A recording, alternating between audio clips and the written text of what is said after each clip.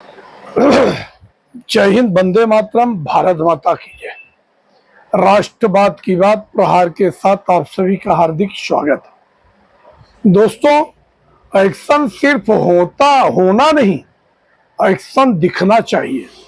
ये हमने day first से कहा है और आज इस बात की खुशी है, जहां एक तरफ पूरा देश सदमे में है, गमगीन है कि हमारे 28 निहत्थे लोग दुनिया से चले गए इस आतंकी करतूत में, मगर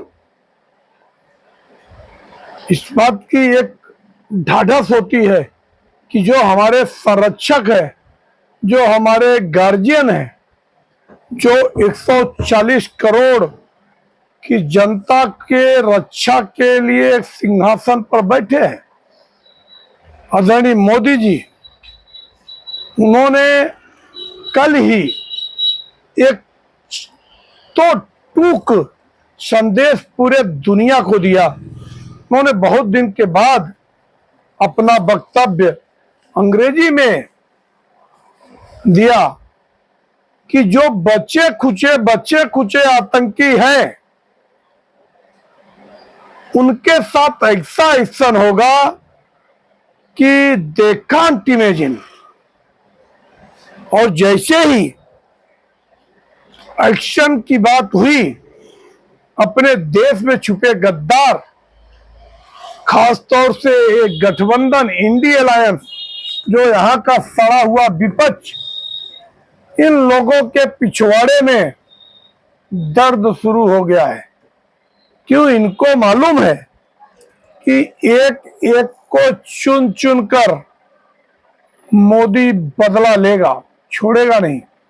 क्योंकि 2008 का मास्टरमाइंड तहब्बुर राणा जब 7 समंदर पार एकदम सेफ कोठरी में बैठा था, उसको इंतजार जरूर करना पड़ा, मगर nothing impossible for Narendra Modi because he is very dedicated and डिटरमाइंडेड।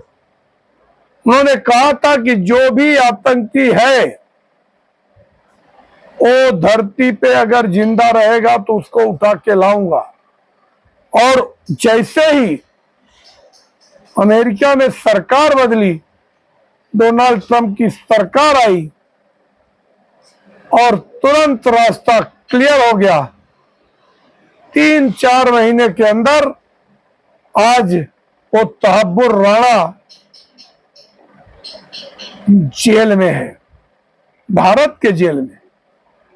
वो कभी जीवन में नहीं सोचा होगा, और शायद उसी को कहीं न कहीं बचाने के लिए देश में एक तरफ धरना प्रदर्शन आगजनी वक्फ बोर्ड अमेंडमेंट बिल के खिलाफ हो रहा था, तो दूसरे तरफ उसी का फायदा उठाकर ये आतंकवादी और खासतौर से पाकिस्तानी ISI और लश्कर तोयबा और जैसे मोहब्बत के ज्वाइंट टीम TRF, जो अभी नया संगठन बना है 2019 में, ये TRF ने ऐसा सोचा कि ऐसा इंट्रूजन करेंगे और ऐसा ही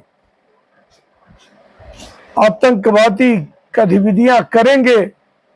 भारत में तो हमारे समर्थन छुपे ही है, गद्दार तो छुपे ही है, और उन गद्दारों की मदद से हम कश्मीर को कभी भी शांत नहीं होने देंगे।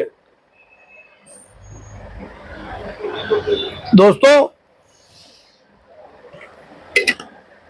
कश्मीर का विकास और कश्मीर में दिन प्रतिदिन बढ़ने वाला पर्यटन, जो वहां पे पिलग्रिम्स आते हैं, जो वहां पे लोगों की हुजूम आती है, उसको देख के पाकिस्तान को और जम्मू कश्मीर की वो सियासी दल जो हुर्रियत ये लोग कभी नहीं चाहते अलगाववादी कि श्रीनगर और जम्मू कश्मीर शांत रहे, ये फले फूले। और ये सब षड्यंत्र में दो आतंकी आसिफ शेख और आदिल हुसैन, दोनों जिसका वीडियो वायरल हुआ था, ये चिढ़ाते फिर रहे थे वहां के सुरक्षा बलों को। इन दोनों के घर, एक आसिफ शेख के घर तो जखीरा मिला, कितने विस्फोटक सामान मिले, तो गोला बारूद से उसका घर उड़ा दिया गया, सुरक्षा बलों ने उसका घर उड़ा दिया। तो दूसरी तरफ जो आदिल शेख था, ये त्राल डिस्ट्रिक्ट, आदिल शेख के घर आज बुलडोजर चला है। ये योगी का बुलडोजर मॉडल अब जम्मू कश्मीर में चलेगा। और जैसे ही ये जम्मू कश्मीर में चलेगा, उनके सिपह सलाहकार और पनाहगार वो सब बिल में पानी जाएगा, बिलबिला के निकलेंगे। और फिर वो मानवाधिकार और अल्पसंख्यक के हितों के रक्षा की बात करके एक फेक नैरेटिव फिर तैयार की जाएगी कि ये तो मोदी ने ऐसा भाषण दिया सिर्फ बिहार और पश्चिम बंगाल के चुनाव के लिए। मगर जबकि बड़े बड़े फैसले जब मोदी लेते हैं, मोदी कभी नहीं डरते कि चुनाव में मेरा क्या होगा। इसी चुनाव के मद्देनजर 2013 आखिरी कैबिनेट में फूड प्रोसेसिंग बिल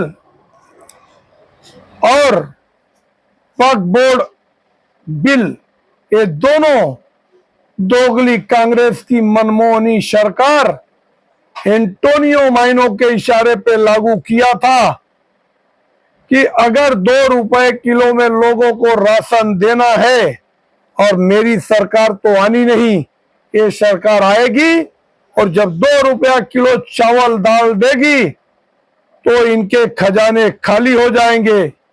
जबकि पहले कितने टन चावल गेहूं जगह जगह गोदामों में सड़ जाया करते थे पानियों से भीगकर। मगर आज मोदी ने क्या किया कि लोगों को मुफ्त में राशन देना शुरू किया, 2 रुपया भी नहीं लिया। क्योंकि ये मोदी है, लोगों की भावनाओं को समझता है। और शायद दुनिया पूरे भारत के सेंटीमेंट को देखकर ही मोदी ने कहा अब की बार जो इनके पनाहगार हैं, जो इनके संरक्षक हैं, वो भी नहीं बचेंगे। बाकी बचा हुआ जो आतंकवाद है वो तो समाप्त करना हमारी प्रायोरिटी है। उन्होंने कहा, मोदी ने, कि हम चाहते हैं कि देश दुनिया सुरक्षित रहे, कहीं पे आतंकवाद न रहे। मगर ये पाकिस्तान अपने आदत से बाज नहीं आता। और पहले हमने इसको हाथ में कटोरे दिए थे, अब इसका जो पानी है सिंधु नदी का, अब वो भी वाटर ट्रीटी वो भी बंद कर दिया गया। और पूरे पाकिस्तान में हाहाकार मचा है कि ये साले कठमुल्ले अब बिना पानी के ही मर जाएंगे और बाद में आपस में गृह युद्ध होगा। और गृह युद्ध होगा तो कटेंगे मरेंगे। और भारत विकास के नए आयाम छुएगा।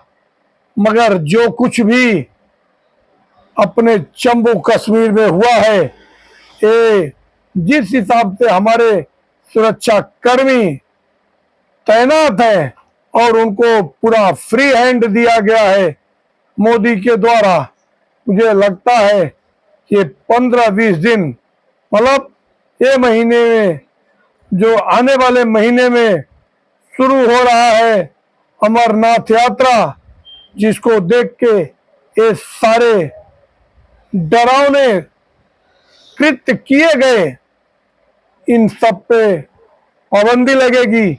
वहीं मोहन भागवत जी का आज बहुत बड़ा बयान आया है।